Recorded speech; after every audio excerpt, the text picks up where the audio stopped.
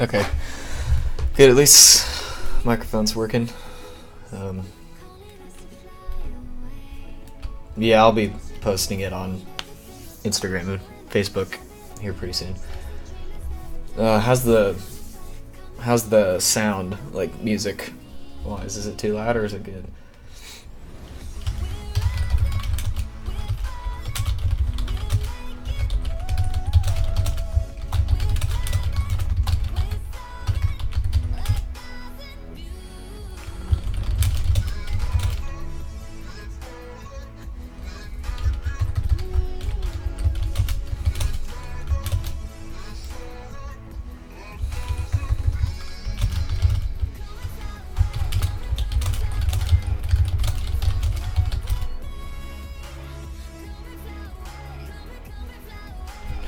Cool. Alright. Just making sure about that.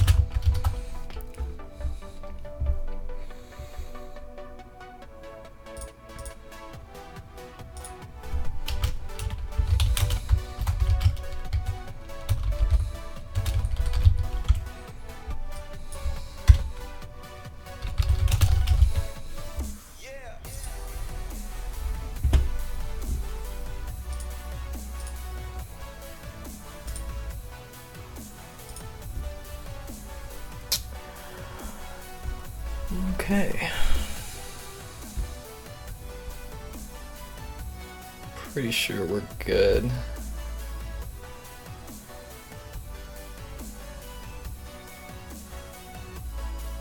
Maybe we'll turn on there.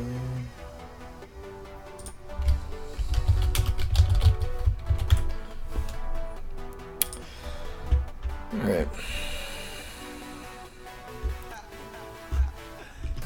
Well, hopefully this goes over well. Snap this from the tanks.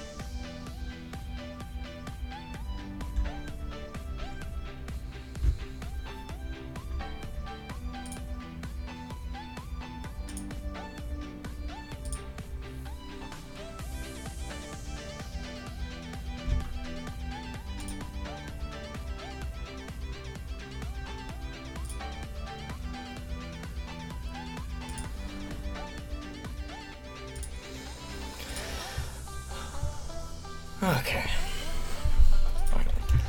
Alright, so this is my first stream, I guess, on kind of my mapping process and figuring out like where to go next and showing off what I've been doing for kind of the past 2 years on this ridiculous project. I've had a lot of people ask me and trying to figure out kind of how the project goes and how I actually have this pipeline to work on. So hopefully this stream kind of helps a lot of people see kind of what I've been doing every day, like for kind of using up my entire life for the past 2 years and still going to be working on it for a long time. So I'll probably go over a handful of things that I do every day on this and try to show off as much as I can in this stream, and probably do more streams in the future if this ends up turning out pretty well. So today we'll probably be working on this building right here. So pretty much what I'm trying to do is create a big enough space inside a building for it to connect kind of from the main start area over here, so to kind of create a loop back up and around, so it's kind of symmetrical on both sides. So people can start here, kind of in the main starting section, and can choose either to go left or right, or a couple other ways if kind of search around a little bit. So I have to figure out how to make it similar in length so that each way you go can be the same amount of time, same amount of price for points and stuff like that. So it has to be equal, so to speak, on both sides, but still kind of have an interest to go either left or right, so you can kind of choose which way to start your game off. So today we'll be kind of trying to fill out this building right here, and kind of creating a pretty moderate space, not too difficult, and showing off kind of the first design steps that I'm going to go through with each kind of section that I do. Kind of drawing out my paths, seeing how big the space should be, and detailing it and doing lighting, and pretty much doing an overall design feel for it. So probably going to first start off by creating the block layout, kind of like a first pass on getting what the building's actually going to look like in the end, without detailing it as I go, so I can manipulate and change things if something doesn't feel right, or kind of just setting up a sketch like if you were drawing, just kind of like a first pass on getting a design down. So let's see here. So I don't want it to be too big, and I also want it to have 2 floors. So go over here, kind of put down a starting base floor, kind of line it up over here with this patch.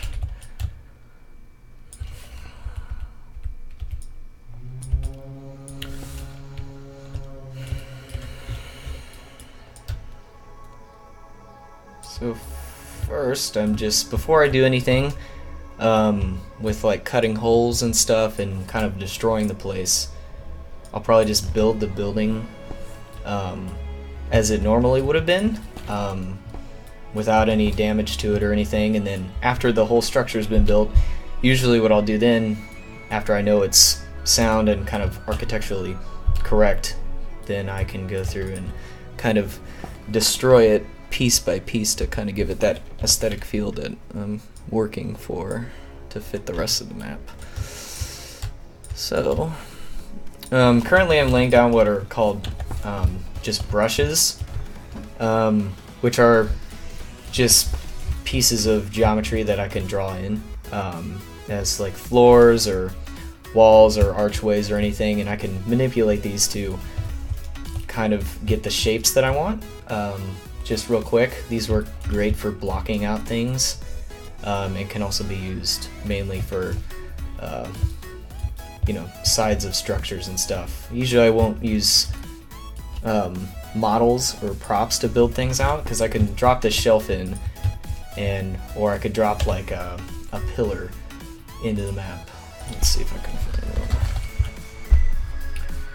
So I could drop something like this in to kind of build it up, but usually I won't start building out with models. I'll kind of block the whole building out first, and then go back through with models to kind of decorate it and give it that good, I don't know, kind of dangerous, crazy feel that usually all the other buildings have over here. So I think we'll keep this right here.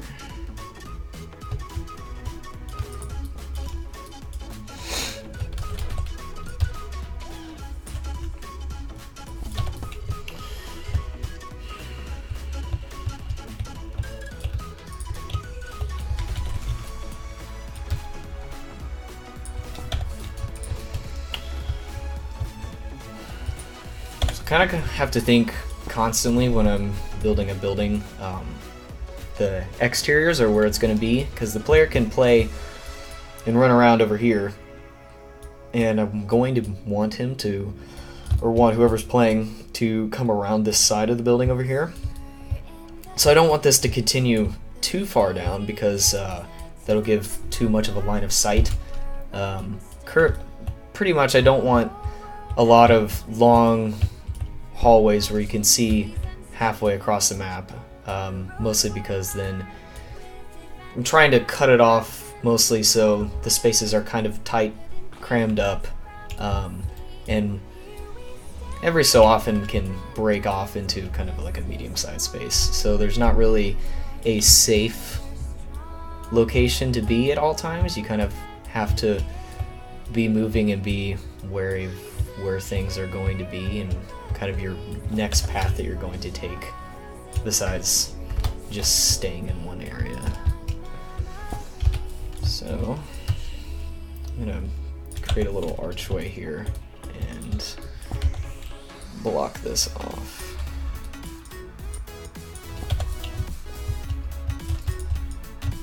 Probably put a fence right there and curve it around a little bit so the player can't go too far. So what we'll do is we'll create a curved patch or curved brush, which will allow me to actually bend this around and create kind of like a half-quarter sphere sort of shape. Pretty much before I go in and actually do any design work or any work to make it pretty, we'll just kind of block it out real fast. Let's see here. So, get the main floor done here pretty soon. It's overlapping. So we'll just drop this down and pull this guy over.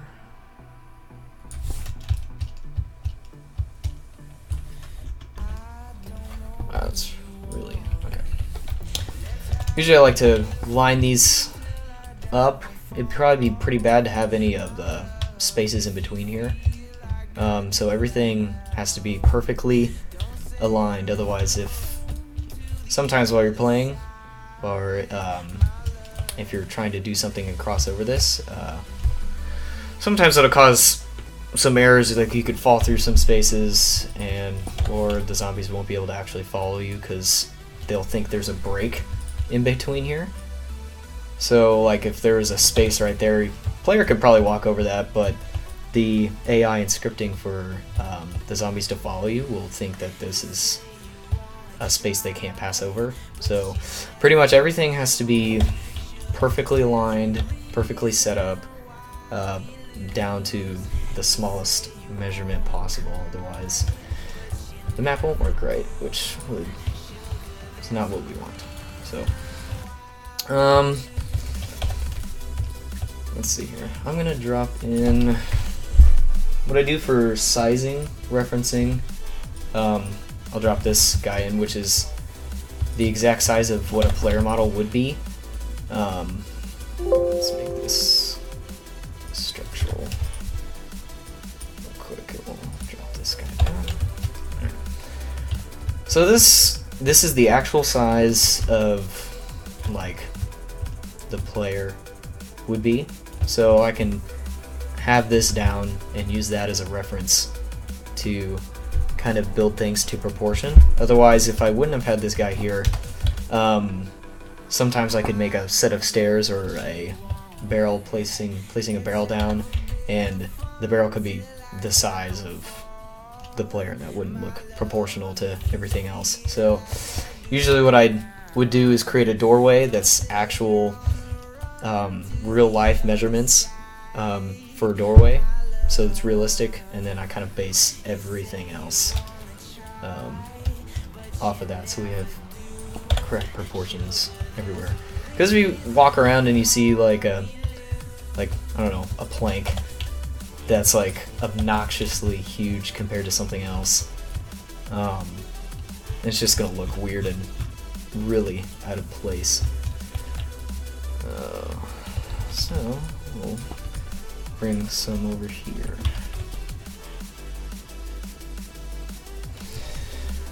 Oh man.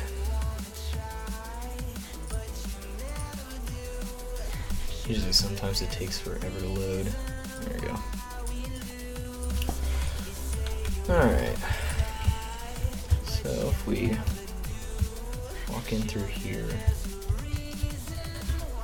I guess we'll pull this over. So over here I'm going to want some sort of stairway going down and probably a wall here. And then something to go underground right here. So I'm going to want this to be the cutoff of the building. So we're going to pull, I could probably pull this pillar back over, reuse this.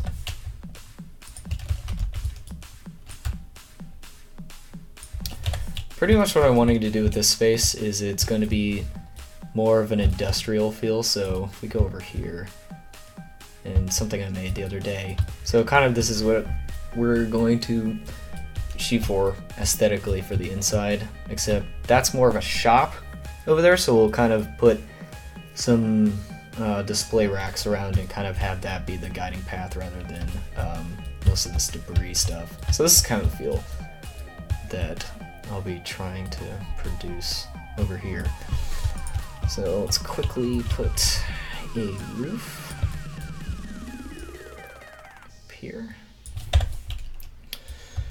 I'm gonna make sure those textures aren't actually merging with each other, so we'll put that on top. Make sure those aren't touching. Okay.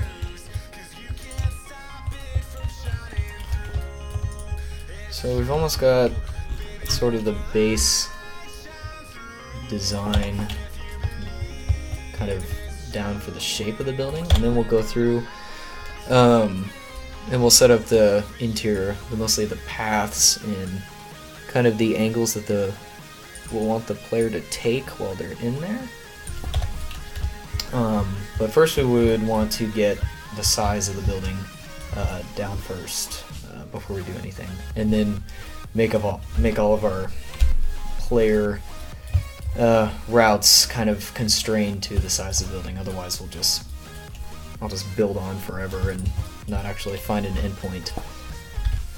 So let's go ahead and close this off. Good lord.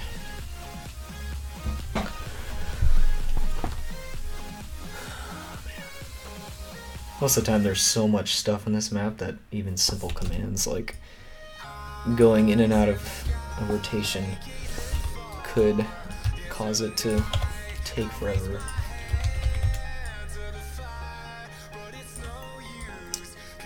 So we'll get that down over here. Make sure it's not cutting in to anything over there. Alright. That's pretty cool. Alright. So, now that we have the inside laid out, we're going to have to figure out kind of where we want the player to go once they first enter this space. So I know that over here I'm going to have kind of like a destroyed ground, muddy area that's down below. And I'm going to want an upper floor kind of destroyed path so that they could come out on top, but they can also go in through a basement entrance down here. So there's gonna be a lot of ways that they could go in and out of this place. So we're gonna have to make a set of stairs or destroyed debris to get up to the second floor, and we're also gonna have to have a caved in area, probably like right here, so they can get down to the basement, all with having a second floor come out over here. with it all being proportional, making sure that the spaces aren't too wide so it's not too easy. And after we get all that design down, then we can go in and actually start to make it kind of prettied up and figured out how it's going to look in the end. So, don't want that to be huge, so we're going to create a sizable doorway over here. We can use these planks right here for reference. Since I know that's correct, all I gotta do is copy and paste and bring this over here. Just quickly rotate it. Good Lord. So I know that's correct for like an industrial sized doorway. Might be a little too tall, but that doesn't matter right now. We'll figure that out later. So what we can do is go ahead and drop all of this down. Make sure it's level with everything. There we go. So we can drag this to match up with the doorway. I'm actually gonna confine these to the grid and make sure that. Huh. That's weird. Make sure that these are level with everything else.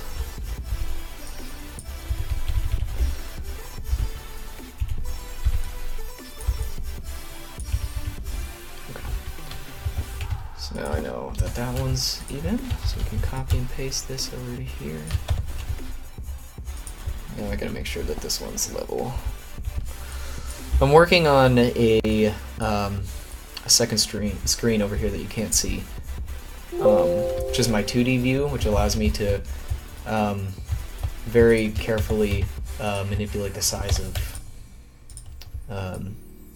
any brush that I have over here, so I can know everything's on the correct spacing and everything's lined up proportionally.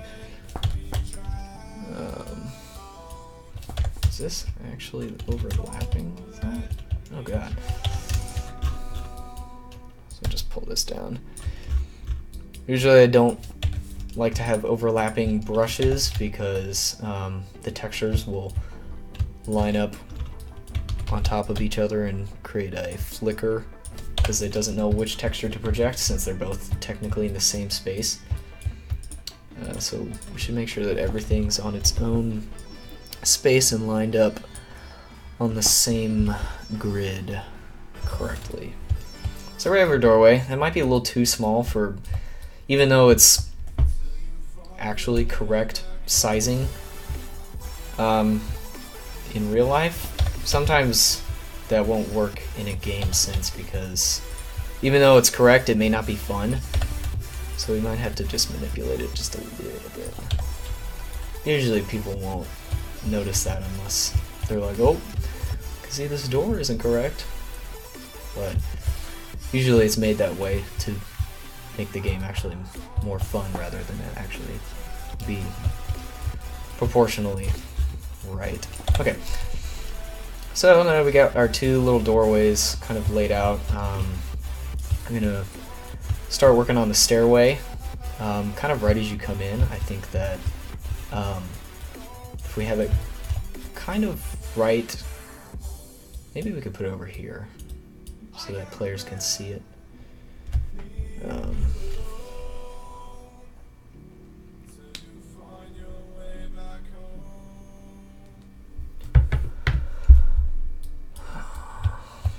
So we want, as soon as whoever comes in here, we're going to want to have them, we're going to want to make sure that they look at something immediately when they come in, and the first thing that they'll see probably is the stairway.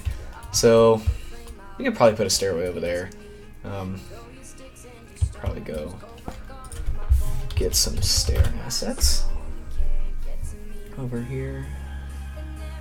Let's see. Yeah, so we can drag these out. Usually I would go in and make my own stairs out of these patches, but for right now, since we're just kind of laying out the design and making sure everything feels right, we can kind of cheat a little bit and just use a model.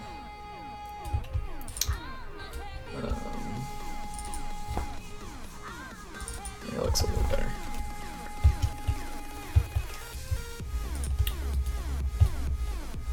Make sure it's lined up.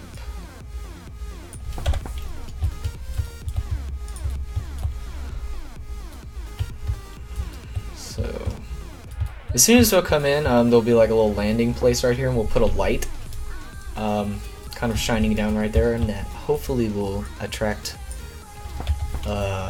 whoever's walking in here's attention immediately, so they'll want to explore kind of all levels of this place rather than just look on the floor that's already there for them. So we'll go ahead and we'll make a patch or a brush right here. We'll make sure it's lined up with that. There we go. And we'll use the same stair set, and we'll bring it over here.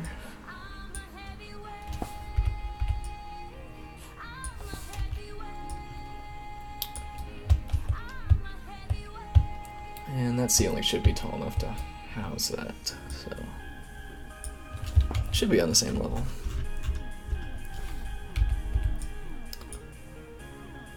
There we go.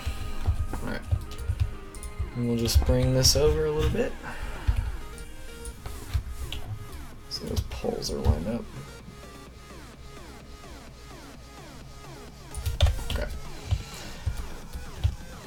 So immediately they'll walk in, they'll see this. We'll put a light over here, kind of shining on this ground portion that's going to be cut away.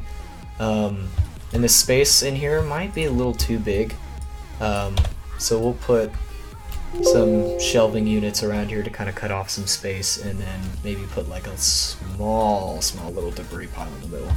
So it kind of creates a little circle rather than just a straight path to kind of cut off any way the player can just kind of cheat their way around the space. So go ahead and we'll start to lay out the top floor up here.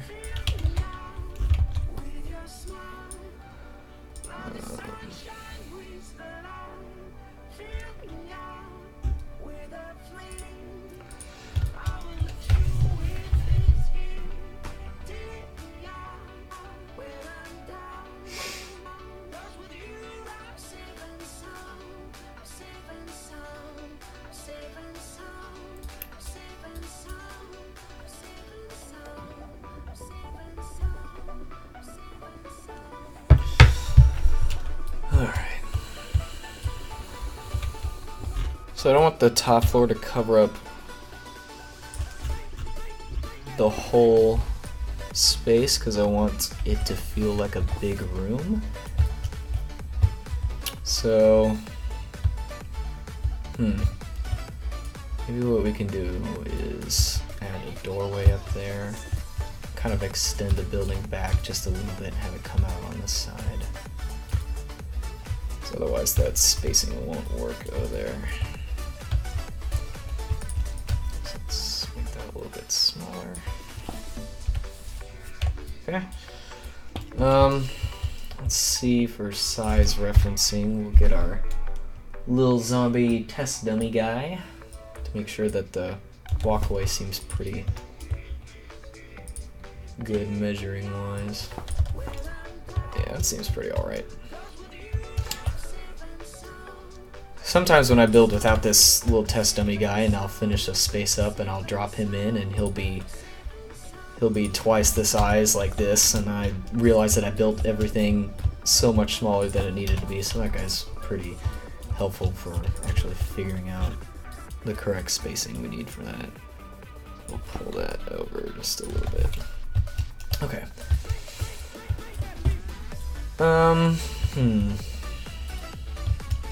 Alright. So, I'm trying to figure out how to do this. We'll need to make a cut over here so we can make our kind of destroyed downstairs path. So what we'll do for that is we'll create these cuts in this patch to create like a little envelope right here. And then we'll create kind of like the destroyed circle, and then we'll lay some concrete down. So instead of doing stairs to get up, we can do kind of like destroyed debris as a path down, and then we can blend that in. So that's a pretty good space for that. Make sure it can get down there, right? Yeah, it works out. So we'll go ahead and we'll copy the same kind of floor layout down here. So we want to make it big enough that we can create a spiral down. And also we can't make it too tall, otherwise it won't seem like an underground portion, but that seems pretty lined up with the rest of this. So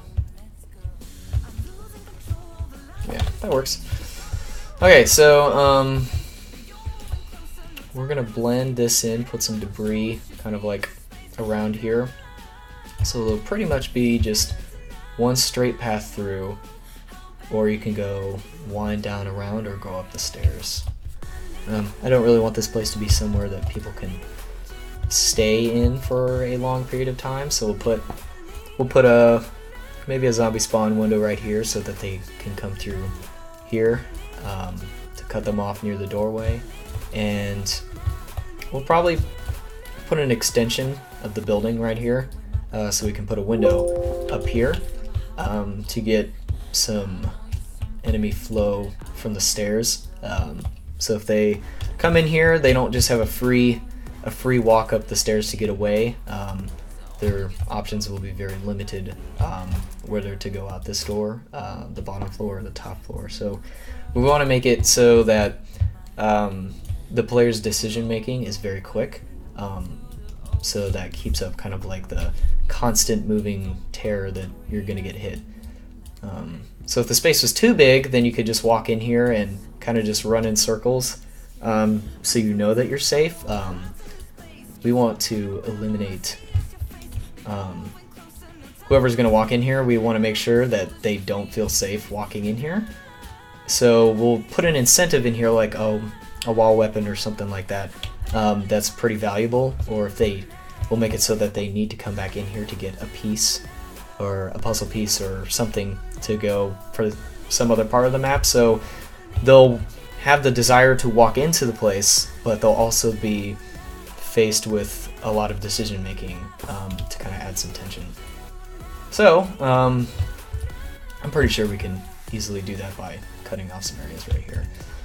So what I'm going to do here is kind of start a little bit of the destroyed kind of floor feel here. We need to make sure that it feels like it was caved in.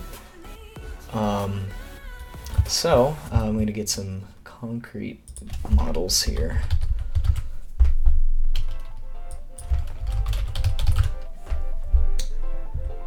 Pretty much what I'll do here, there are a handful of ways that I could go about starting this,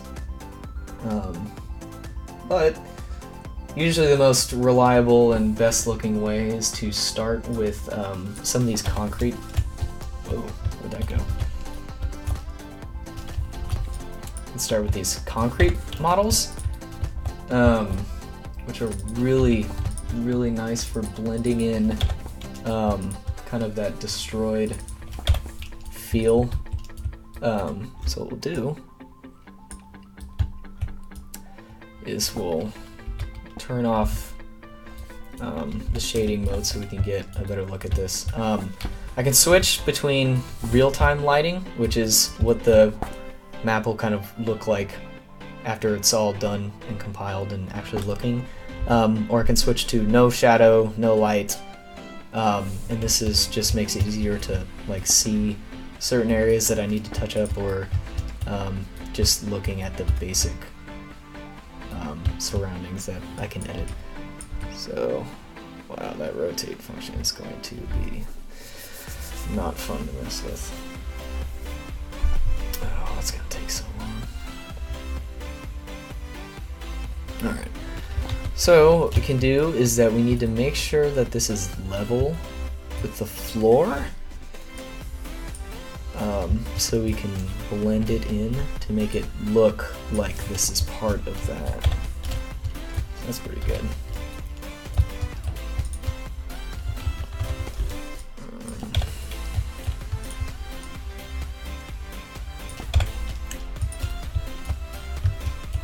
So I'll use kind of like a multiple of these objects. Trying to find my other concrete brush.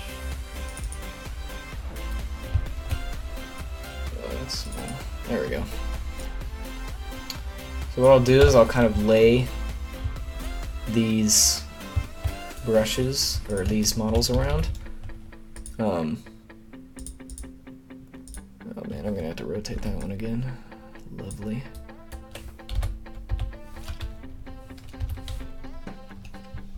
We'll kind of create a circle of these concrete models to kind of give that broken chunk feel. Let's see how that looks. That looks pretty good. So we'll rotate this guy and put it over here. So whoever's looking at this isn't going to know that this is the same two models looped over and over again if we rotate it, because the back side is different than the front side. So whoever's going to be looking at this is going to just think that it's one continuous blended patch or work of models, not just a whole bunch of similar pieces. So we'll go ahead and start filling out the rest of this, making sure it looks blended together. Turn that off.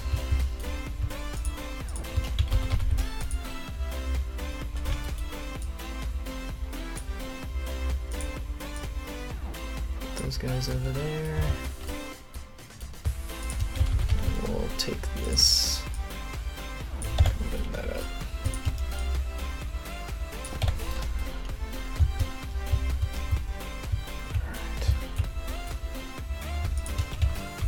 If I can add.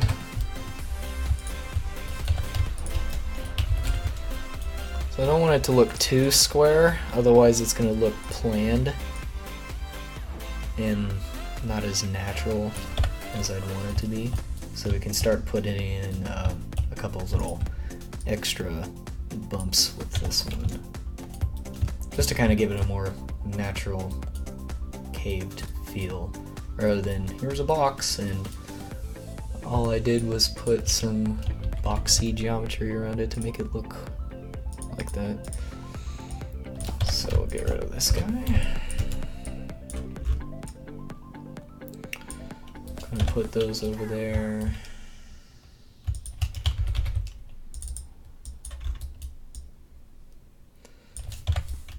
And then all we'll need is one more. We'll use this. Alright, that's pretty good so far. So, if we move this guy out of the way, make sure the stream's still good. Okay.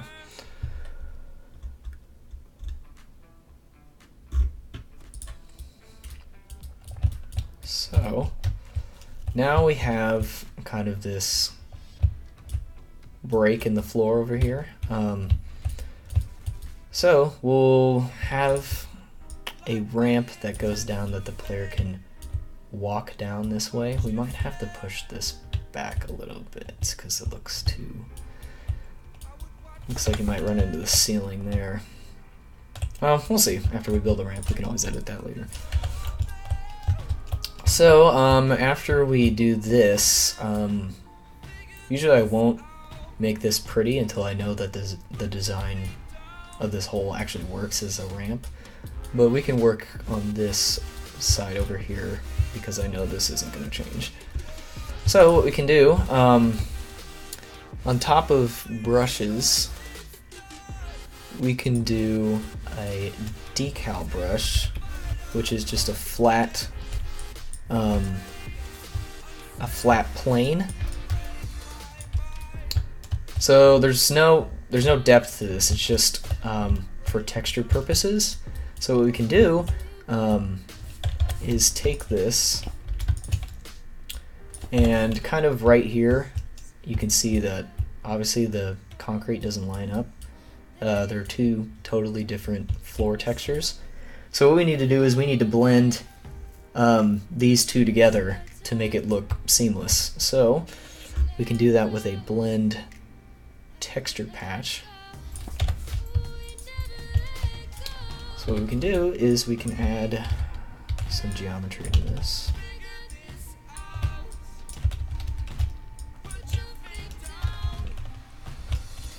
We can add more geometry for them too later. So I have another window open on my other monitor that you can't see, but over here this is my textures window. So pretty much what I can do is I can search for concrete,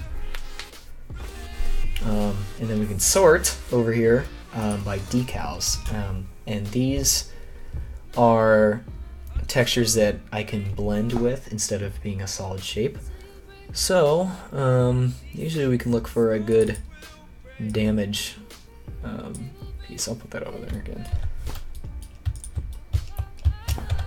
It looks like that won't blend too well, so let's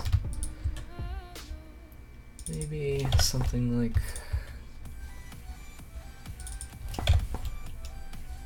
yeah, that'll work. Maybe a little bit darker. Yeah. So this floor isn't going to stay as pretty as it is, so I know that I can blend it later after we put a whole bunch of dirt down and stuff. But right now, even with it not blended, we can already see that this texture fits really well with that. So what we can do here, this tool is beyond powerful. So we can go in here and select whichever vertices we want to manipulate, and we can change it with this volume bar, and it will decrease the influence of the texture there, and kind of create this more natural feel than rather just a straight line of textures. So you can go through and grab kind of like the corners and kind of blend that pretty subtly across there. And I'll probably pull these guys out over here and create another patch. So we'll line this guy up right there. We'll create one more patch over here, and we can grab these two and blend it like so.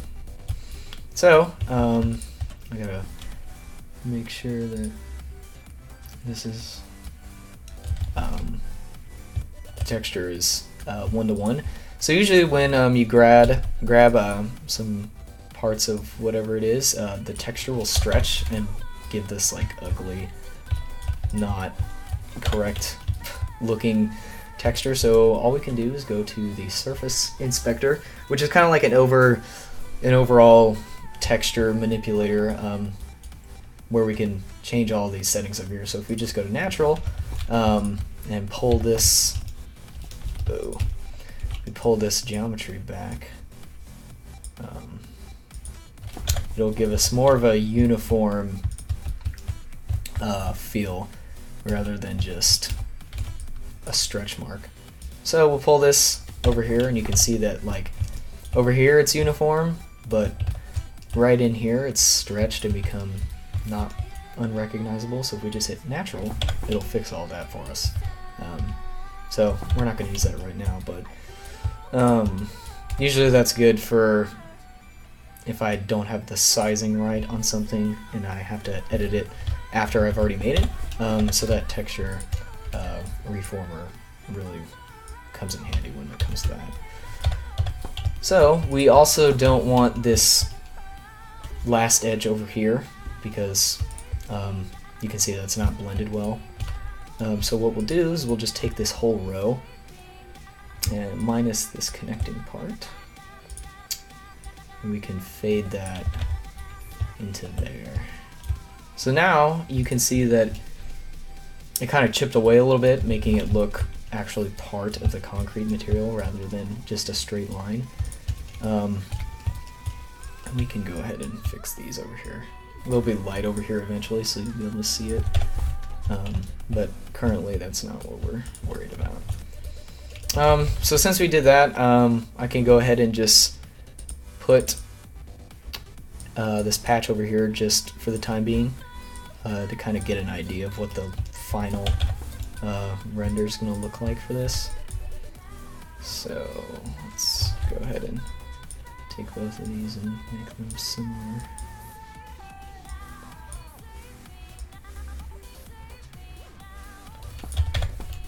Then we can hide all of this and match that texture up. So now, even though these are two separate patches and the geometry doesn't line up, the texture still flows as if it's one continuous piece, which is really nice. So unfortunately this piece right here looking correct, but we can fix that with some other textures.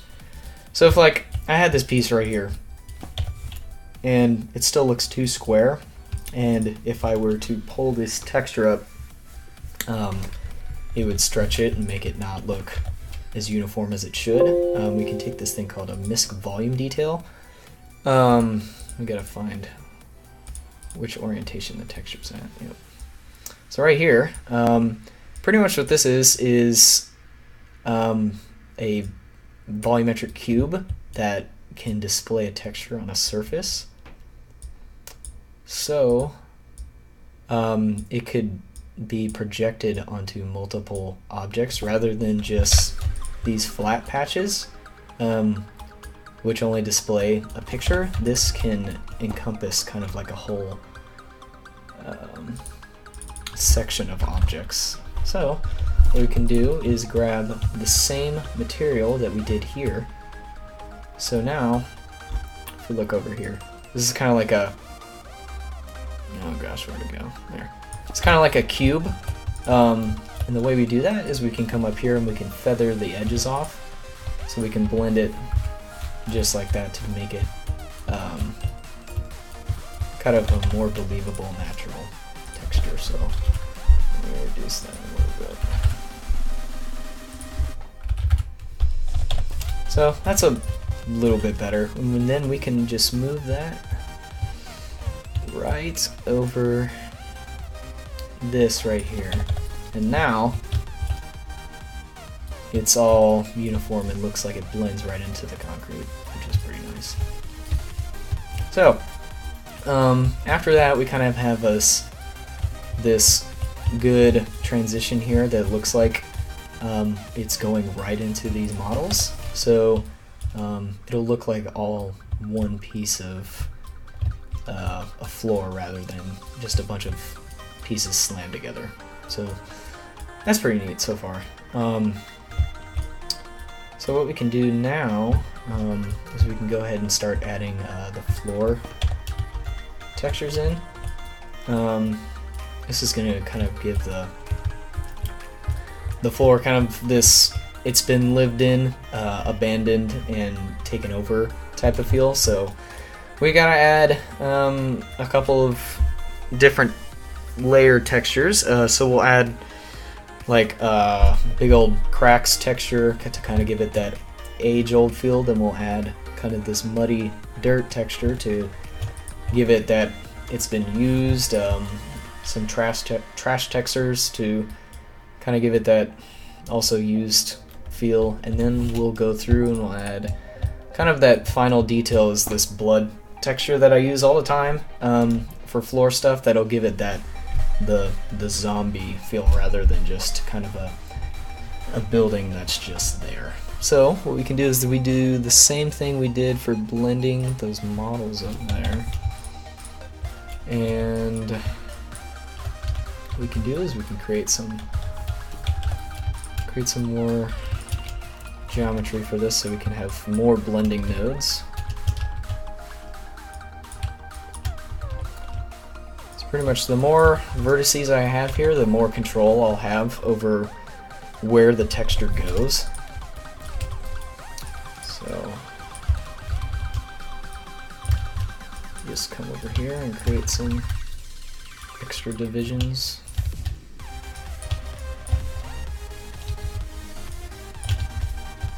There we go. So usually I'd have these line up. It'll just make blending the two textures a little bit easier. So, might just have to do this manually. So what we can do is just take both of these vertices and select them at the same time and just kind of push them together to create this seamless look. So currently, those will, oh god, I gotta get rid of those. Those will match up perfectly, but we also have this lone vertex here that's not matching up with anything else. So we need to match that on this side over here. It's another line. And then we can merge these. I'm going to get rid of those floors real quick. We'll just hide that. So now we can go through and add more of this destroyed concrete texture, which I think will be really good to kind of give it more of a overall feel over here. So we'll go ahead and we'll naturalize this. And we'll go ahead and fix these right here so that they're more straight than anything. Because if we have them, if we have the geometry like stretched like all the way out here, it's gonna screw up our alignment and it's gonna look weird in that one section that we don't want. So we just go ahead and line that up correctly where we can get that ready to go. Alright, so now what I do is I zoom out, select the whole thing, and kind of get rid of the texture completely, and I'll go back in at certain places and add influence where I think it's necessary and blend this all around to kind of give it a wear and tear feeling. So I don't want too much, otherwise, because this is an accent texture, so we just want just a little bit of it everywhere to kind of give it a feel rather than it being kind of an overwhelming like theme. Because we want the theme to be this floor. We don't want it to be this destroyed texture. So kind of blend it around the corners. We'll give it a little bit in the middle to kind of throw it off. It might be a little too much actually. Bring that up a little bit. I'll check and see how that looks. So right now it looks really repeated. So I might not use that damage texture, so we can go through, and as long as we have whatever we want selected, we can go over to the texture searcher and we can just change it right there on the fly and see what something else looks like. So that looks kind of off. Let's go back to our rest. This usually always looks good. Alright. Let's try that. Usually also if something looks too repeated, then we can go down here and up the scale so it kind of looks more natural rather than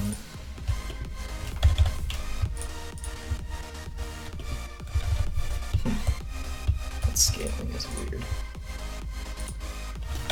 I'll have to go through and fix that. So we can add little bits and pieces of this rust texture throughout to kind of give it that grimy feel to it. Just a little bit. Alright, so then if we just copy and paste, we can add a whole nother layer on top of that. So, let's see here, we'll go to damage. Here is a lot of burnt textures, which is always really nice for floor stuff. So if we go back here, kind of add in these little burnt sections here and there. Kind of get that.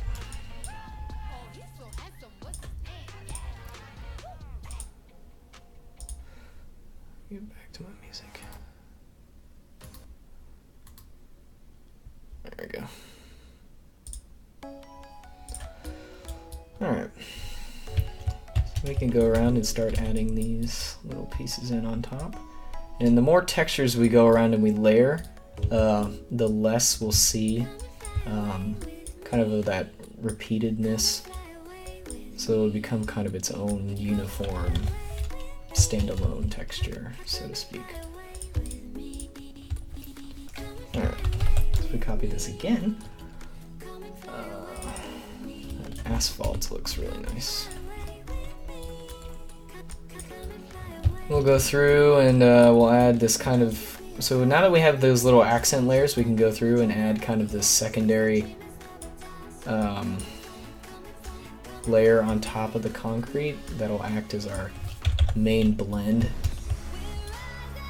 So we'll have this base layer here, but we'll also have, I think that's it, yeah. We'll also have this as kind of our secondary look. So it's not too much of an eyesore. And if I don't like this texture, then I can go, after I've made the influences where I want them to be, then I can just change it out for something else and see if it looks better.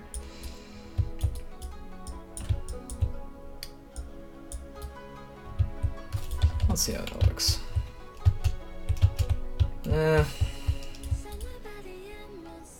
It's alright, but probably. Oh, that's nicer.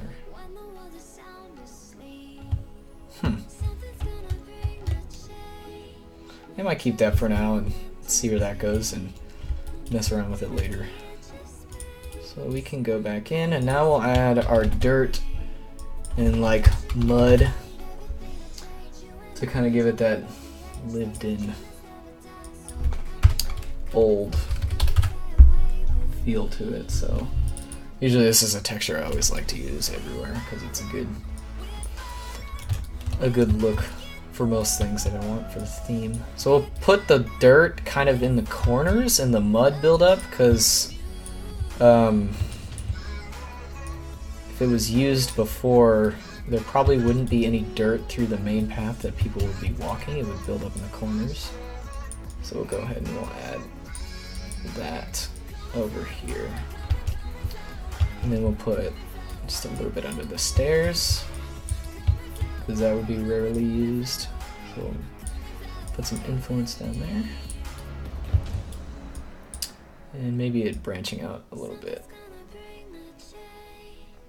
There we go. We'll line this.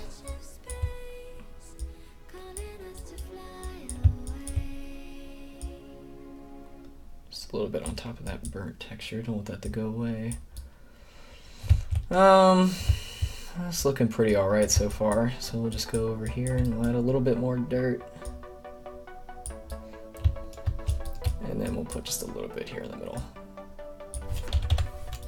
Alright. So now that we got that dirt down, we're kind of so far a little bit alright on those models, or the textures. So we'll go and we'll add the cracks. which will give it that, if we can find some spaces to put it, will give it that really deep feel, kind of more depth to it rather than just it being a flat surface. So that looks pretty good. Feeling not a lot of influence there. That looks pretty nice. And what's great is this cracks layer will layer on top of every other texture that I'm using, so that'll kind of just bring it all together as one texture piece rather than a bunch of things combined together, which is kind of what we want. So we'll put this here. Might be too much. Drop that one down and put influence there. That's nice. I'll put a little bit more over here, just kind of in random places. And then a little bit right there. Now, I might see what the cracks would look like bigger than that. So what we can do is just select the cracks layer and we can go over here.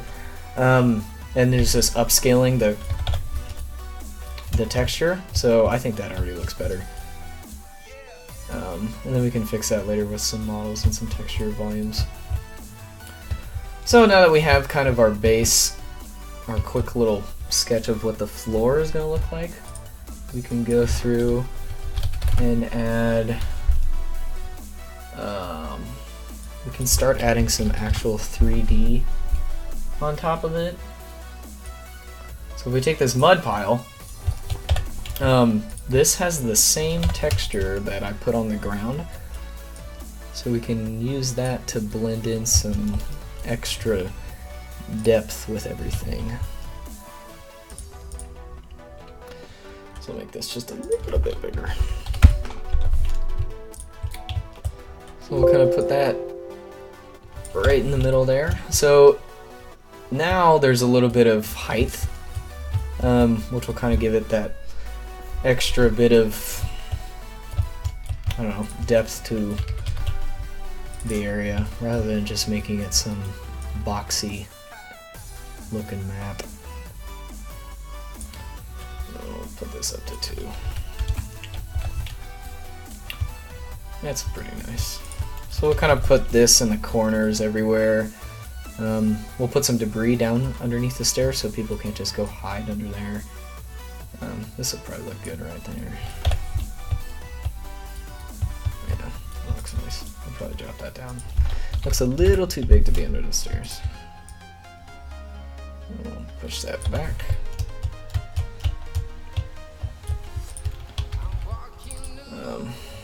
We'll go and add some in this corner over here.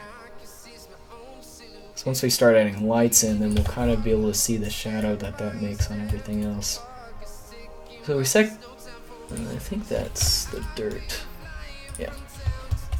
What we can do is we've selected the same texture that's on this model here, and we can kind of blend that out a little bit more.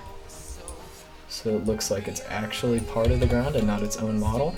So now it's kind of hidden in there. You can't really tell when the texture bleeds into the model. So you kind of think that even though this is a flat texture on the ground, you think that it might have some depth or some 3D-ness to it. This is kind of just tricking whoever's looking at it to make them think that there's more here than there actually is, without having to put like a million of these everywhere and take up more space.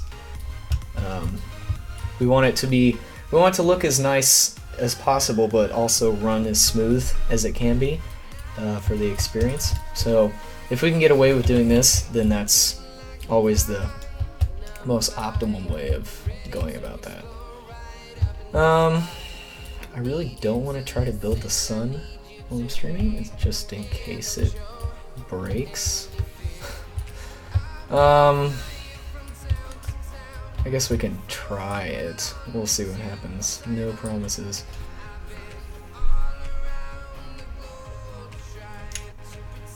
So, currently right now we're baking the sun. So this will give us our proper shadows in here rather than this daylight on the ground, if it works properly. Yep, okay. So now this is what the area looks like since I put the ceiling on top. And now we can kind of get a proper idea of how the space is going to feel. So from this point, we'll go in and we'll start adding some lights to kind of give it that kind of ambiance we have in here. If I can find where that even was. So usually what I like to do is just put a light down, kind of get an idea of where it looks best before I start putting like a light fixture in or something like that. So we'll see. Right now it looks way too fake. So what we can do to fix that is this is just the standard light that we can put down. So when we go in and we can edit it over here, all of its attributes. So we can select how bright it is right here. So if we want it brighter, we can just turn that up. If we don't want it as bright, we can turn that down. But we want these edges to be smoothed, because that's how real light works. As it goes out, it gets dimmer. So what we can do there is we can edit the fall off distance of the light, so as it goes out, it'll get dimmer and dimmer until it won't shine anymore, and then we can edit that to make sure that the full inner radius is set down so it won't light certain objects a different way when it hits them. So now we have a more realistic feeling for a light. So we'll go ahead and give it a color, and these right here are usually factory set colors for real life mood lighting. So we like this orange one to kind of give it that factory feel. I think that looks pretty good. So we also don't want the radius too big, because the system will have to figure out where and every single point that the light will hit and bounce off, and we don't want the radius being too big, otherwise whatever's running it is going to have to calculate that every single time. So what we can do is we can make the radius just a bit smaller, and we can put a couple more lights with a smaller radius around to kind of give fake lighting. Because if we wanted real lighting, we could literally just blow this up to the size of the room and then just leave it at that, but then it would have to calculate literally everywhere it goes, and that would be obnoxious. So we can use these this kind of fake lighting for the area around. Let's see here. Let me drop this down and get a little bit over there. Make this one just a bit brighter. Maybe a little more. Okay. So this will trick the player into thinking that this one light over here is projecting everything out here, but really we're using multiple lights to give that feel for that. So that's pretty good so far. So that looks good. So whenever the player walks in here, they'll see this light to the left, but they'll also see this light that we're going to put up here to the stairs, and then we'll have the light from the outside coming in over here. So those are our 3 points of interest. So we'll keep it an odd number to make it kind of more appealing. Usually odd numbers are better for that. So their eyes will bounce around, try to figure out which way they'll want to go. And at the same time, we'll strategically put windows at certain points to cut them off, to kind of mess up their thought process a little bit when they come in here. So what we can do is we can take this light, since we want the same color and the same setup, and we can put it over here. But this time we're going to do a spotlight that will be hanging from the ceiling instead of an Omni. So we'll pull this up a little bit. We'll make the radius just a bit smaller. Make sure the stream's still going. All right.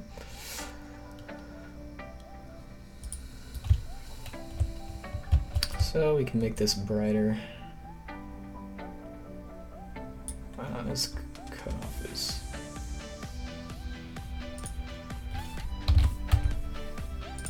One. 5. Put this up to 1. No.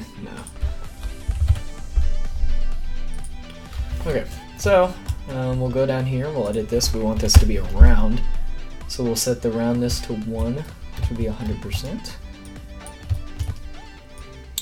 And then we can set. Yeah, we're gonna want that.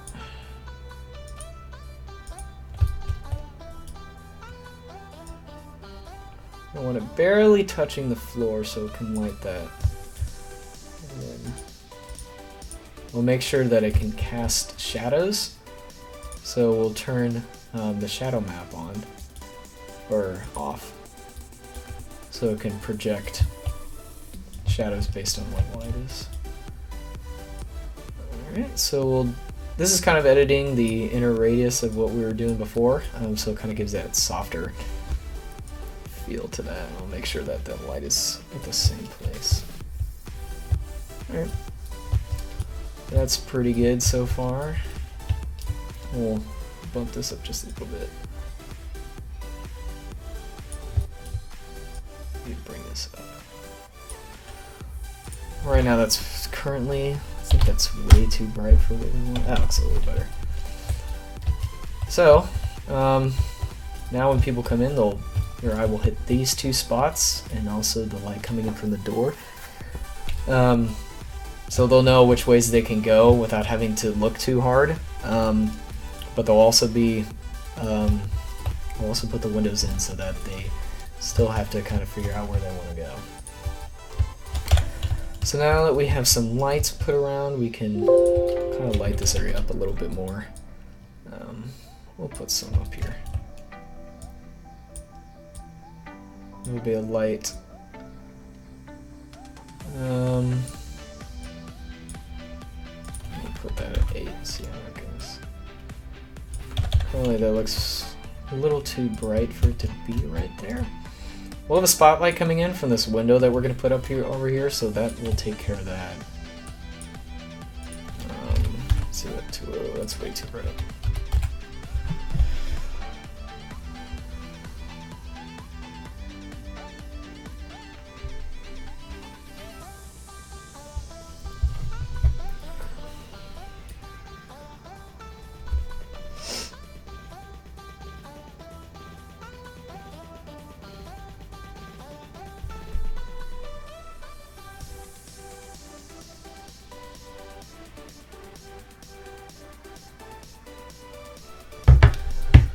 Alright.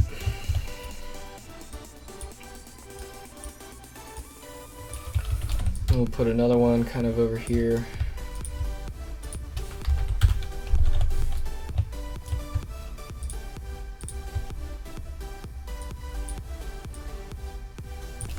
That looks good.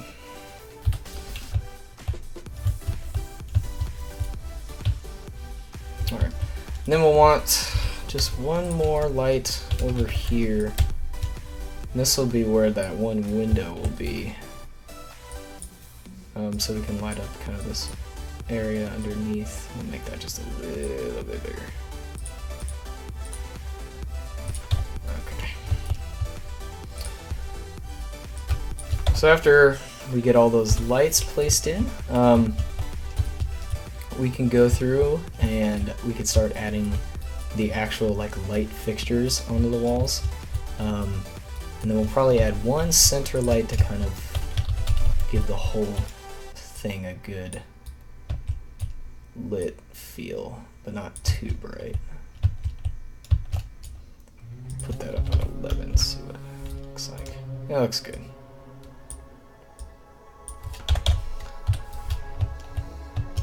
So now it's kind of lit up a little bit.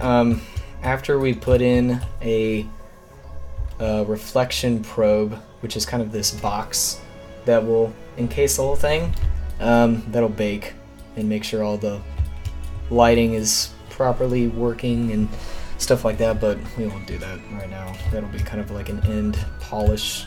Kind of right now we're just trying to set up the design for it to work properly. So, let's see here.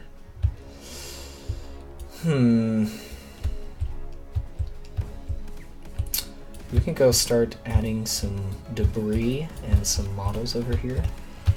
So we're gonna have a door right here. So we're gonna make sure that we leave space for that. So if we take this, make sure that we know where our door is gonna be. And we'll know not to put any debris in front of that.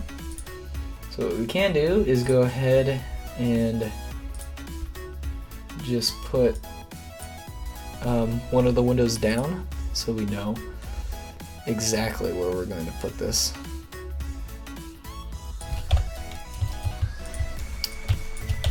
So we'll go back and that's just for us to know that a window is going to be right there. So we'll go back in after we've set all the debris up and kind of the space to make sure that that actually looks like a window and that zombies can actually come through there and actually get into the space.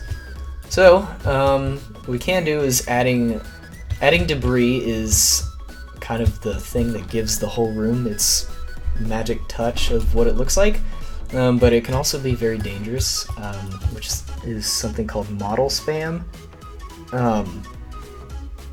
So we'll put like a handful of actual 3D models in so that it can give the space a little bit more to look at, but if we put too much in there, it'll kind of take away a little bit of what we're trying to go for. Oh boy. Press the rotate. So we want a fair amount of debris to line the edges to kind of fill the corner space, but we don't want too much going where the player is actually going to be, because that's going to make the path not so, like, they won't know that they can go through here. So we want this path to be as visible as possible and also decorative as possible. So we'll push the debris out to the edges and make this space right here kind of more open. So what we'll do is we'll go ahead and we'll start kind of littering the areas that aren't going to be touched. It's just for viewing purposes. So usually the typical crate, barrel, pallet, rope kind of box is what we want. So we'll start off with a simple table, and we'll kind of work our way around here. We'll put up a display shelf, since this is kind of like a shop. And we'll put some items on the shelf, but since it's kind of taken over, there's not going to be much left. So let's see what this table looks like. Kind of put this right underneath there. It looks a bit too new for what we want, probably. I'm going for that old. Let's see what it looks like with that.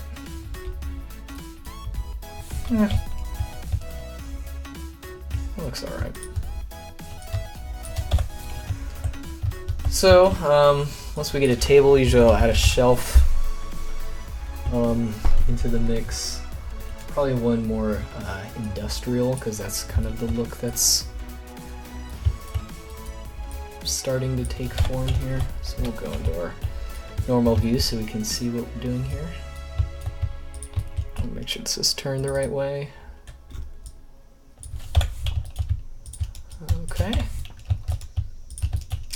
Probably have a bigger shelf right there since it's up against the wall. And then, after we add that, usually just doing a couple crates, pallets, and occasionally a couple, like books and vases usually looks really well. So we'll put this guy kind of like right here. See if we can get him a 45 degree. And let's see if he's, yeah.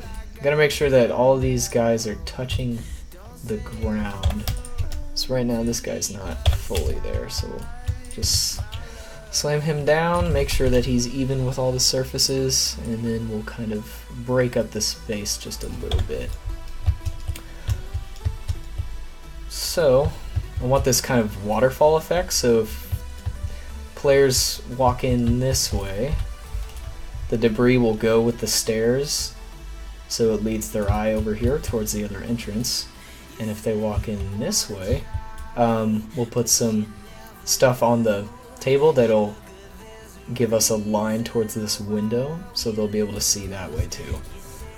So we'll have all these different angles of lines of sight that will attract whoever's looking to make sure that they look at the window and that they look at the stairway, the lights, and the ways that they can go. So it's kind of like tricking the player into looking where you want them to look without them actually knowing that you're setting it up like that, because automatically their eyes will go here, here, and here when they come in, because those are the points of interest.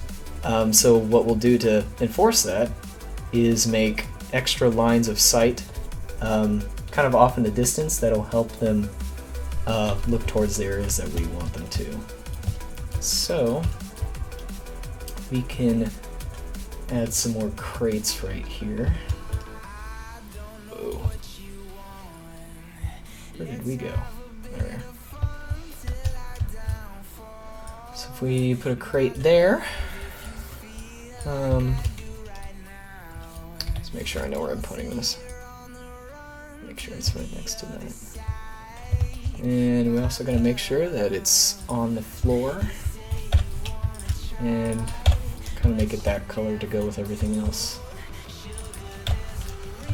Check, see. Yeah, that's good. And usually what I'll do is I'll add just a little bit of an angle to kind of give it that not so symmetrical, uniform look. Because this place has been abandoned for so long, it's not kept up. So we don't want it to look perfect. I'll add one more crate here, kind of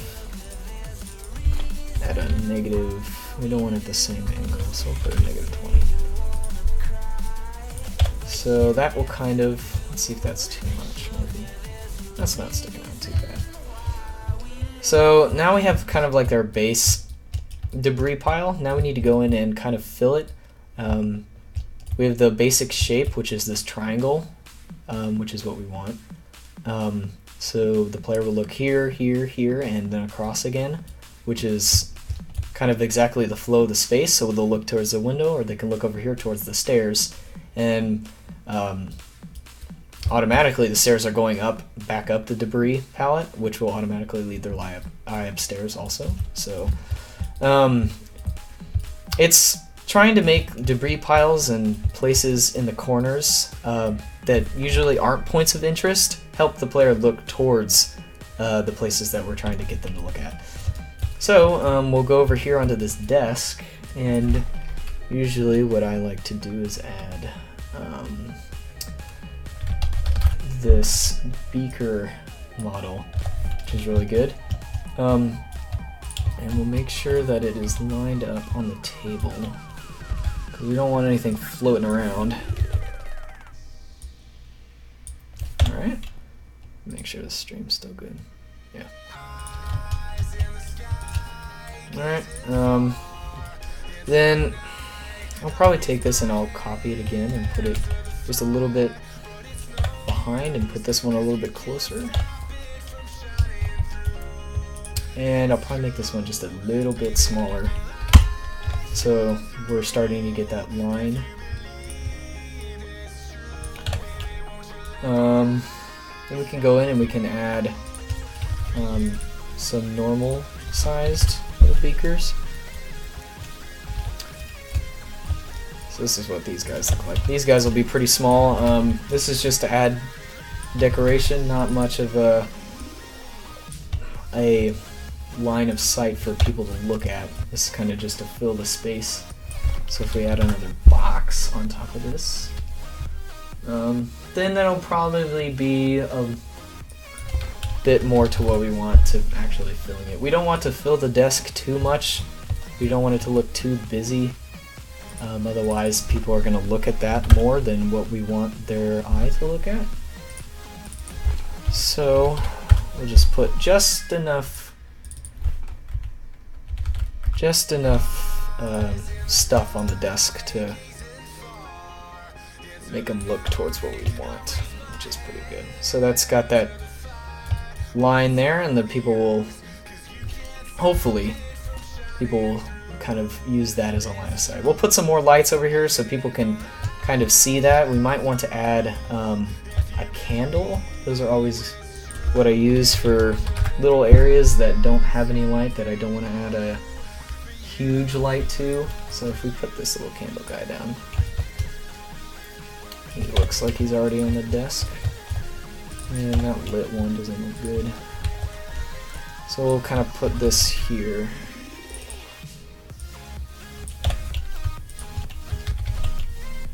And then we'll get, so I usually use a set of 3 candles, like I said earlier. Usually better to see these 3 rather than 4. So then what we'll do is we'll start putting in some effects. So this will kind of give us some movement instead of having it be this stagnant image. We'll actually have some things moving around to kind of give it a little bit of life, but not too much since it's abandoned. So we'll get this little candle flame and we'll put it right up here in the middle to make sure that these are lit. And drop this guy down. Okay, now that we have our little candle effects, we need just a slight, very little light to kind of produce what that was going to be. So we'll take this guy, we'll sample that, and we'll bring him over here. And currently this is way too bright to be right here anyways. So we don't want the player looking here, but we want them to at least acknowledge that this line of debris exists so they can look at this. So we'll put this kind of near the candles, and we'll decrease the radius by a lot. And we'll also don't want it to be that bright, so we'll probably put it at 8. Yeah, that's good. Maybe a little bit dimmer. Okay. Make sure it's right on the candles. And then we're going to want to go and change that, because candle light is going to be different from our factory lights that are up there. So candle light is going to be a little bit more yellowy orange. Maybe a little more.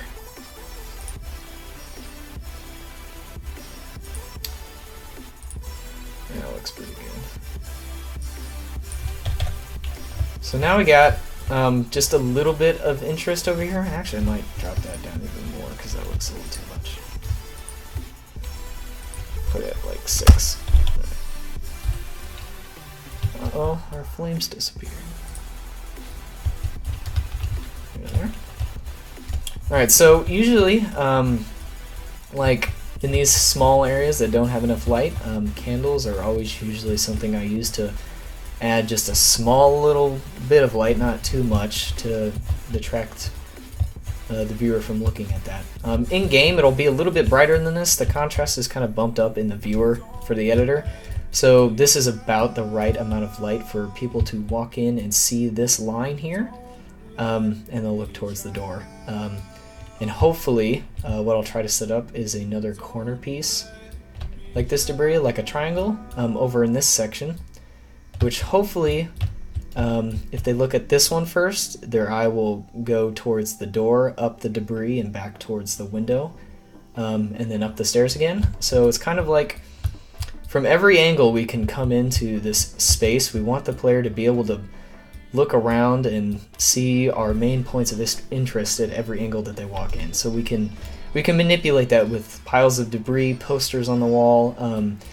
Sometimes I add like a giant crack on the wall in the brick that will be pointing down towards the door, and make that crack like very prominent, so that people see that on the wall as like a huge chunk, and that will make them look towards the door, so that every angle they walk in still looks as good if they come in this way or if they come in that way, or if they come up the stairs or down the stairs. We want this to be a full circulating space, but also at the same time we have to make it fit the theme of the map. So usually what I do is I go around and I add some cobwebs. What we can do is add some more FX, so we can add some fog. So this will give just a little bit of ambience to the area, so to give it a little bit more life, just to make it just a little bit more creepy. And it's just very subtle. You'll barely see it moving. We'll have to drop those down a little bit to make sure they're on the floor. All right. So we'll want that on kind of the main playing spaces. So now there's a little bit of dust moving around, just to kind of give that, I don't know, that creepy-ish feel. Also, if I figure out that at the end of the process it's too bright, we'll go through and we'll just start deleting lights, and then we'll start editing the textures on the insides. So what we can do is, I don't necessarily like this brick, so we can go around, we can have the outside be brick, but we can select just one face of a brush and change its texture like that. So we can go through and we can find some different concrete textures, and we can just replace what's already on there and kind of see what would look better than we have. Or if we want to stick with the brick, then we can just continue on with that. So that's a little bit too shiny.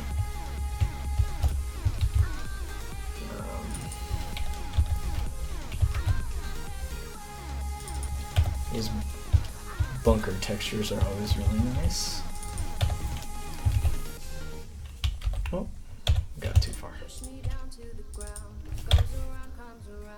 So that's a little better. That's kind of what I want to go for, but I don't like those lines.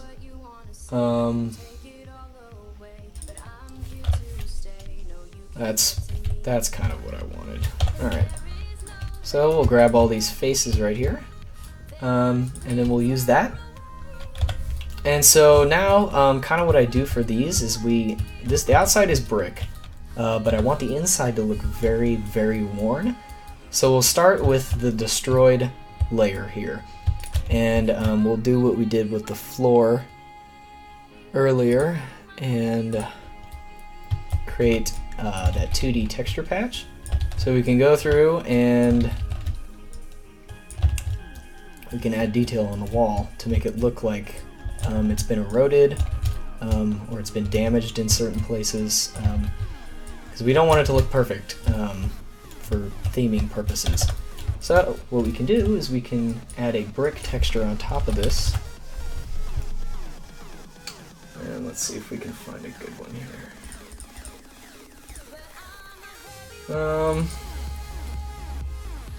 Let's see what this looks like when we take it away. This is a decal reveal one, so when we take this away, it'll give us this really worn feel. And I also want the brick to be just a little bit bigger than that. We'll rotate that. So that looks pretty good. So now, what we can do is, well, let's see what this one looks like. Is that one any better? No, I don't like that first one. Okay, so now what we do is we'll just nuke whatever we have, and we'll do exactly what I did with the floor, and we'll just build our way up with decaling. We'll make sure that the corners have a little bit more influence of brick, and we'll make sure that the middle part, kind of what it was used for, we'll put some pipes on here, and we'll make sure that the brick is worn off where the pipes are, because that's where mainly stuff was maybe leaned up against this. We'll put a shelf up against this wall, and we'll have some brick missing behind it, maybe because it was rammed into the wall at some point. So we'll make just a couple little more influences around. A little more right there. And make sure this corner piece down here has some. There we go.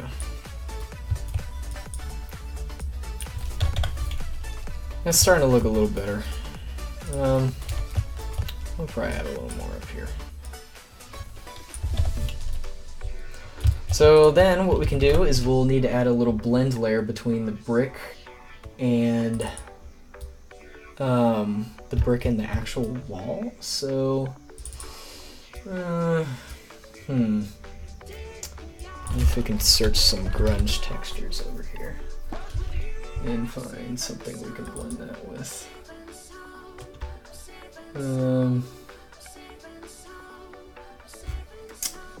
Maybe some concrete.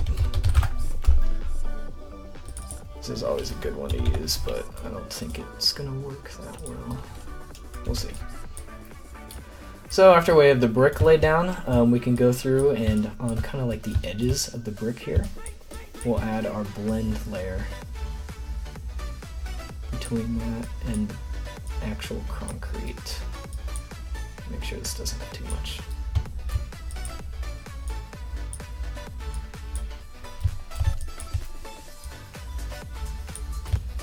And that might not be the right texture, so once we get all of this figured out, we can go through and just change the texture after we're done blending it to get what we want.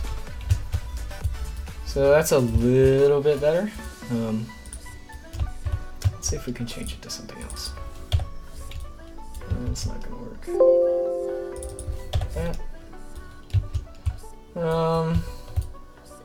That's nice. It's got a handful of concrete chunks missing from it, which looks pretty good. So what we can do after that is we can go through and we can add just a little bit of, if we can find where the texture is, we can add a couple volume decals to kind of give better control over the debris that we have on the area. So we can look up maybe like a rust texture and then put that down. This is always good, even if it's not metal sometimes. Always good, looks good as a worn, so there could be like a metal sheet behind this concrete wall and this brick. And so we'll just take some small chunks out of that one at a time. Let's see how this looks. We'll stretch this out. It looks like a little too much. Maybe. Bring this up. Okay, now that we have a little bit of, just a little bit of detail, we'll probably go through and work this in later. We'll add some molding around the edges to kind of give it the feeling of an actual wall. So we'll build that up. We'll kind of make it to the waist of a person a little bit, because that's usually a good view. I'll change it to something like, that's actually pretty good as making that what that is. So it's kind of like, it's fitting the wall to kind of give it that better look. We'll copy that and we'll create a little piece on top as kind of like a shoulder, and then we'll create a concrete trim, and that trim will give us that solid edge that we want. There we go. So that'll break it up a little bit, give it a little bit better look when it comes to the whole thing. It might look. See what that looks like with brick.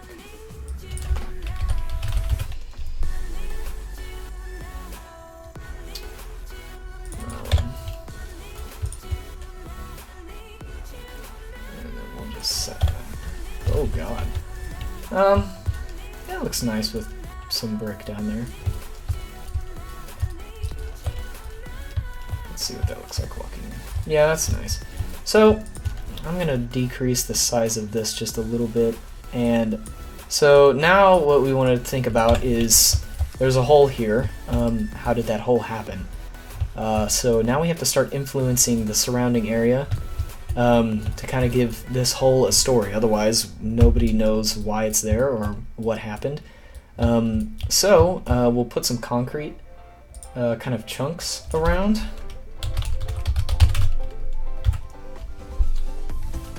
And usually this will be good to show that something happened to it. So this is a good little pile here.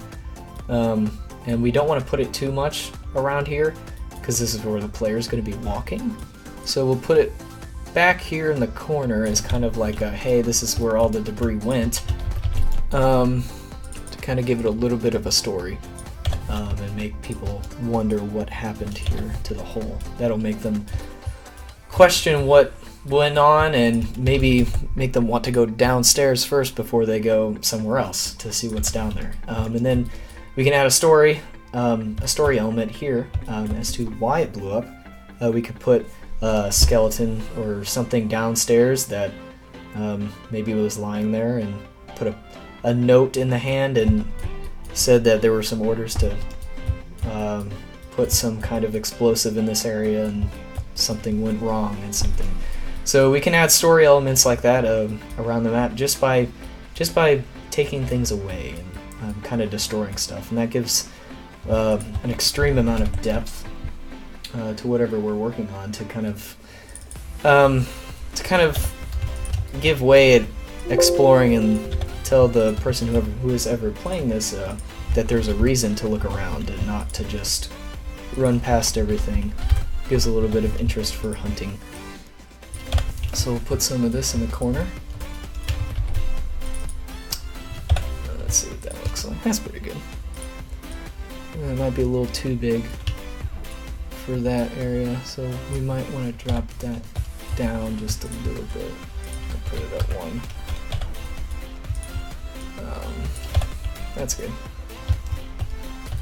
So now there's some concrete chunks here. I'm gonna put just a couple more just right over here, so that we know that something happened, rather than there's just a hole in the floor and nobody knows why it's there.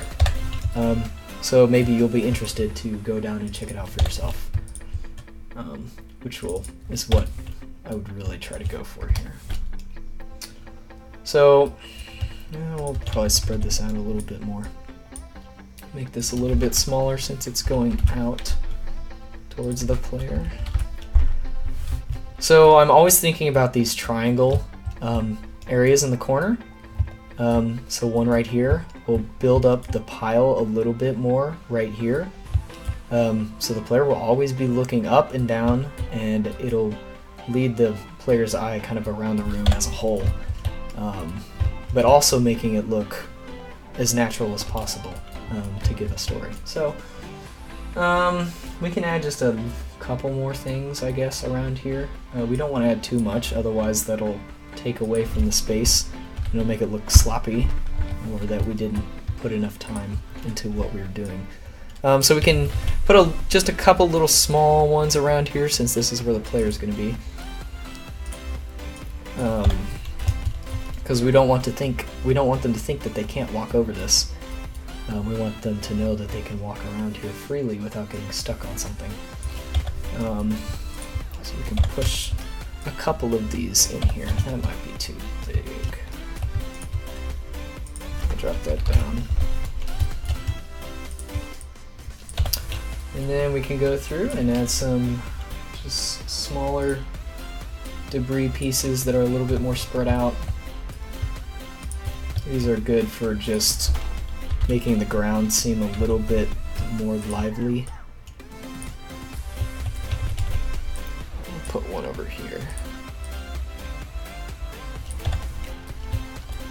And then, that looks too concentrated.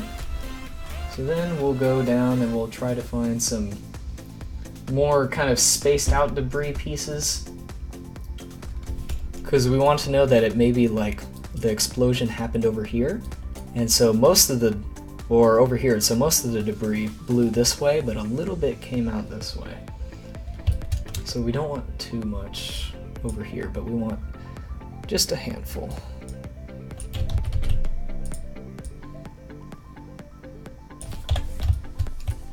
And that's pretty good. We'll give this a 45 degree, and we'll put one kind of right there. We'll drop the size of it.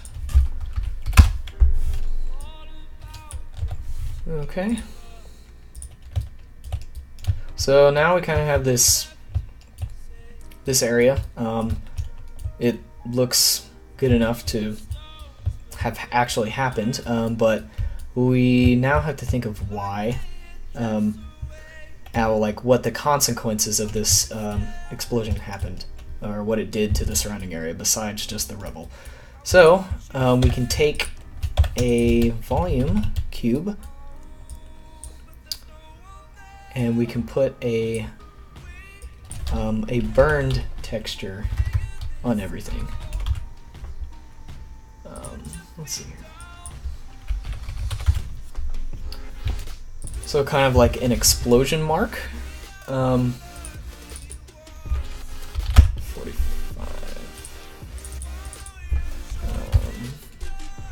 Nope. Let's try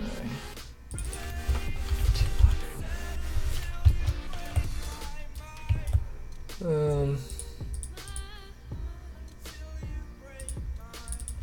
260 maybe? Oh, nope, we're going the wrong way. Let's try 310. Yeah, that's about right. Okay, now, let's give this a 45. Whoa, that's not what we want. 270. I might just have to freaking rotate it. There we go. I'll just have to wait, because we have so much stuff loaded in here that operations take forever to actually do. Okay, so now once we put this down, I hope the texture's in the right place. So you can see here, I put a burnt texture on everything.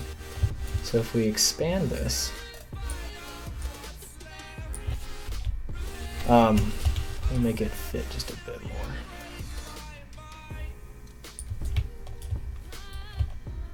Yeah, that looks good. So we'll put these burned explosion blast textures around to kind of give it that more of a feel that something actually blew up right here. Of course, that doesn't look right. There we go. Gotta get it the right angle for it to look appropriate.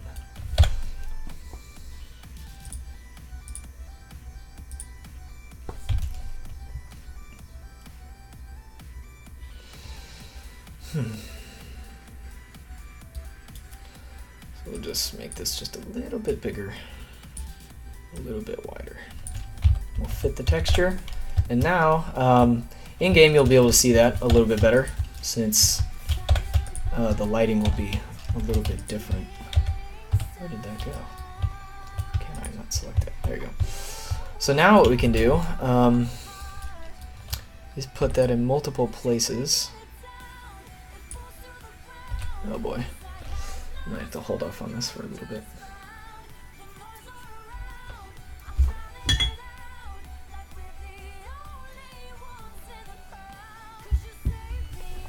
Okay. So now if we put that here, can see that this burnt texture is stretched from here to here, and it kind of shows a little bit of a explosion. So probably we'll put around here some like broken canisters of what the explosion actually was, and then we'll kind of lead the story downstairs a little bit to show a little more. So probably brushed up a little bit against that edge. So now we can put some, could probably put some more debris over here. Not quite sure what we're gonna put. Probably some more concrete. Just a good pile.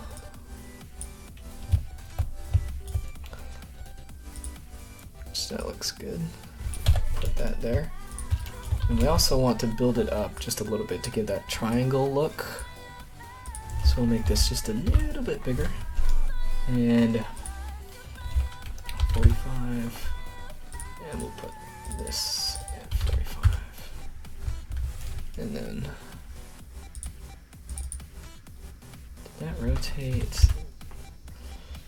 We need it to go to -45. There we go. So we can take this one and push it a little bit towards the middle, and we'll make it just a little bit bigger. And yep, that looks big enough. So now people will be able to see this and kind of have a story on what and why this hole actually was here for. So we'll go ahead and we'll put a couple more like models around, because I'm sure there were items here before the explosion actually went off. So we'll find maybe like a crate or something, and we'll bury it over here in the, oh, that one's huge. We'll bury it over here in the side, and we'll give it kind of a not so perfect angle. Make sure that it's set up properly. There we go. So we can push this here, and we push it back a little bit. Maybe drop it down into the debris pile. So then there's a couple things just laying around. Maybe some like broken wood debris. So if we just look over here, I'll just bring my models page over here. So here I can look for any 3D asset that has to do with wood if I type in wood. So if we type in wood debris, that'll limit our choices to what we want. So debris that has to do with anything wood related. So I want people to think that a crate was there or a shelf was there, and it kind of broke into pieces. So we can try crate debris, or I knew there was a crate object that had some broken pieces to it, and it's somewhere. I don't know exactly. There we are. Alright, so I can take these and I can just put them around here. That way it kind of helps us know that there were some objects there rather than just it being an empty space. So we'll push this guy back. So that kind of brings a little bit more in, and we don't want to add too much more, otherwise it's going to look like we just model spammed everything there. Probably just one more thing. We'll just put a sandbag right at the start. There we go. And then we'll just make sure it's touching the surface by dropping it down. And we'll drop it down just a little more, because sandbags are weird when they level out. So we'll drag that a little bit towards this. Maybe we can put one slightly hanging off the edge a little bit. Not too much to make it look believable. Put it right there. There we go.